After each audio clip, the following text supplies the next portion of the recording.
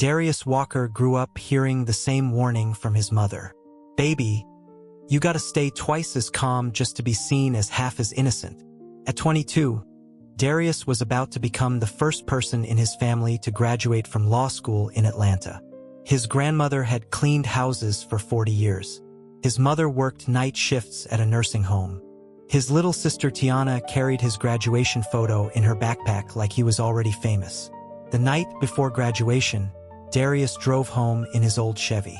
His suit hung carefully in the back seat, paid for little by his mother. Then police lights flashed behind him. Officer Randall Brooks stepped out of the cruiser slowly. White, heavy-set, cold eyes. "License and registration." "Yes, sir." "Where you headed?" "Home from class." Brooks looked around the car. His eyes stopped on Darius's laptop bag. "That yours?" "Yes, sir." "And how exactly you pay for all this?" Darius felt tension crawl up his neck. "I work at the university library." Brooks smirked. "Sure."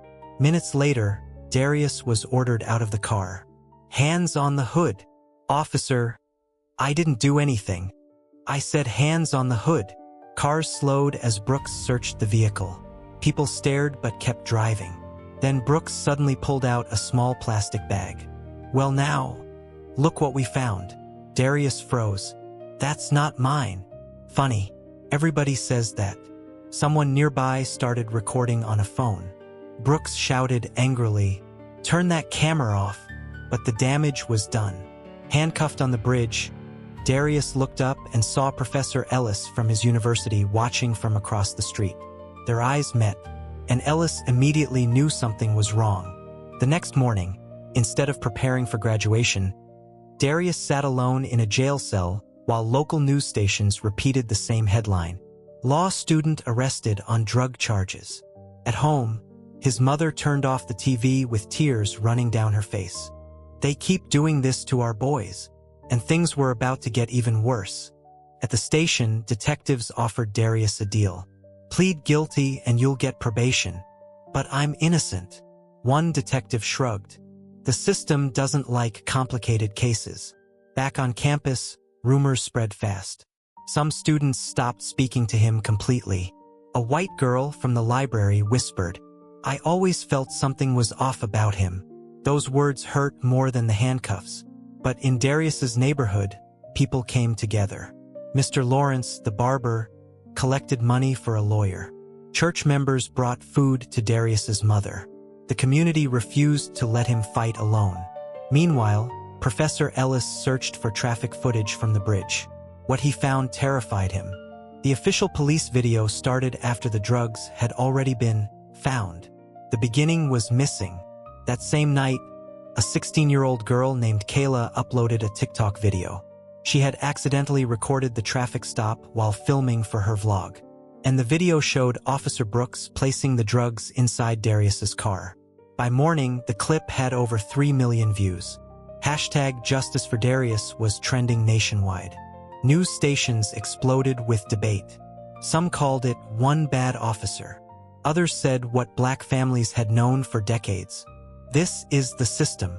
But the biggest shock happened inside Brooks's own house, because his son Tyler saw the video. "Tell me that's fake." Brooks stayed silent. "Dad, tell me you didn't set him up." Finally, Brooks muttered, "You don't understand how the world works." Tyler shook his head. "No, you don't." Then he walked out the door, and Brooks realized he might lose more than his badge. By the first day of trial, hundreds of people surrounded the courthouse. Students, activists, church leaders, elderly black couples who had marched during the civil rights movement. Darius stood by the courthouse window and realized his story no longer belonged only to him. Inside the courtroom, prosecutors tried to soften the situation. A procedural misunderstanding. But Darius's lawyer, Angela Robinson, fired back immediately. "A misunderstanding is paperwork," she said. This was the attempted destruction of a young man's life. The courtroom fell silent. Kayla's video played on the screen. Gasps filled the room as Officer Brooks was clearly seen placing the drugs into the car. Then Professor Ellis testified. In 40 years of teaching, he said calmly. I have never known Darius Walker to be anything less than honest. But the biggest moment came when Tyler Brooks took the stand. Reporters leaned forward instantly. Tyler's hands shook. I need to tell the truth, he said. My father has done things like this before. Whispers exploded across the courtroom. The judge slammed the gavel. Order. Tyler swallowed hard. I heard him say black boys like Darius needed to be put in their place before they become dangerous. Officer Brooks sat frozen. For the first time, he didn't look powerful. He looked afraid.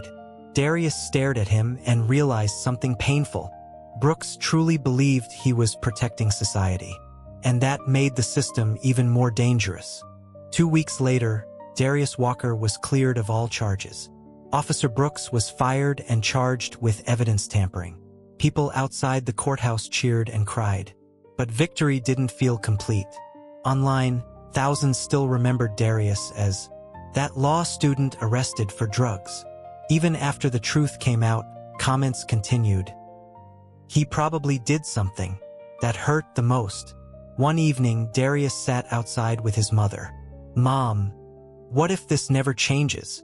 She squeezed his hand gently. Baby, sometimes fighting doesn't fix the world overnight. Sometimes it just stops evil from winning. A month later, the university invited Darius to speak at graduation. As he walked onto the stage, the crowd stood and applauded. He looked at his mother, Kayla, and Professor Ellis sitting in the front row. Then he began. They taught me the law protects everyone equally. Life taught me otherwise. But this experience taught me something else too. The room became silent. When ordinary people stand together, even broken systems begin to shake. Many people cried openly. Across town, Brooks watched the speech alone in his apartment. For the first time in years, he felt ashamed. Not because he lost his job, but because his own son no longer wanted to become a man like him.